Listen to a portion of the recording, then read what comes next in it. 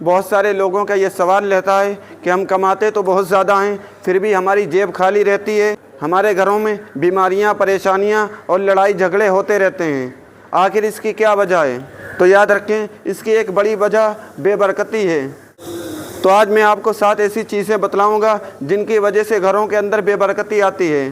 पहली वजह नमाज को छोड़ देना और नमाज में सुस्ती और काहिली करना है।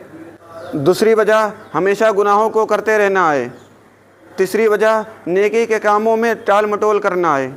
चौथी वजह खाने और पीने की चीज़ों में लापरवाही करना है, यानी उनको ज़ाय करना और उनकी बेहुरमती करना है।